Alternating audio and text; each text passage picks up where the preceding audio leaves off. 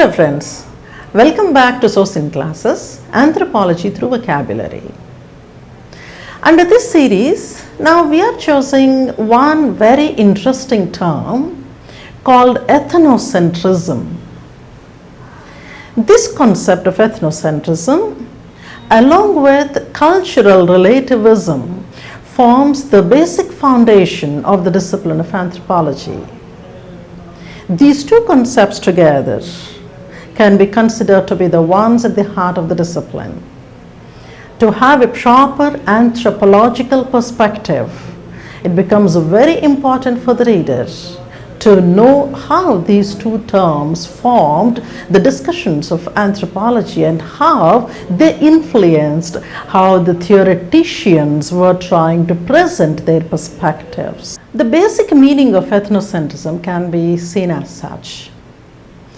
This refers to the perspective of individuals and culture groups that believe that their own ways of lives are natural and correct.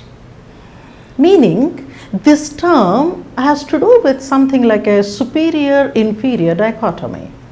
In other words, ethnocentrism refers to the belief of a culture group that their own ways of life, their own perspectives are superior and others' ways of lives are inferior. And it is here, from the idea of superior-inferior, if one looks at different explanations, different examples to show how this concept is used. Sometimes the ones that are considered to be inferior in terms of culture, they are forced, they are dragged to get into and to get converted into the so-called superior ways of life. If you look at very simple examples there, the culinary practices and eating habits, eating styles can be seen as a simple example there, though that is not very contentious one. As you can see the picture here, the Indian typical way of life, a lot of food goes onto the platter there and a very amused way of eating with the hands. And we can see the typical Chinese chopsticks out there.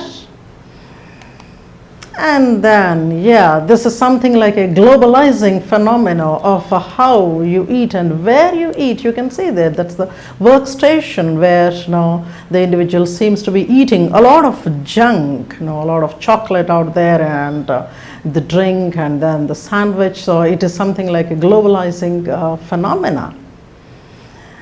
But this is not so very contentious.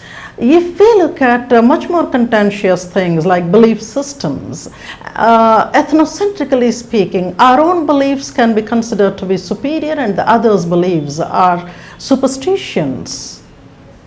So this way of looking at superior inferior occasionally may even give rise to ethnocides, genocides, and maybe big wars can also be the result of ethnocentrism. And in today's world where cultures are coming close to one another, it's very important to understand that the ones that can be considered to be superior, the ones that are harping over this we and we feeling, a high sounding superiority, they seem to be swallowing a lot of smaller, little known local cultures. So that shows that ethnocentrism is at its high level of operation in today's global phenomenon. And in the future videos, we are going to discuss the other concept called cultural relativism. Thanks for watching. Keep visiting us on sosinclasses.com. Thank you.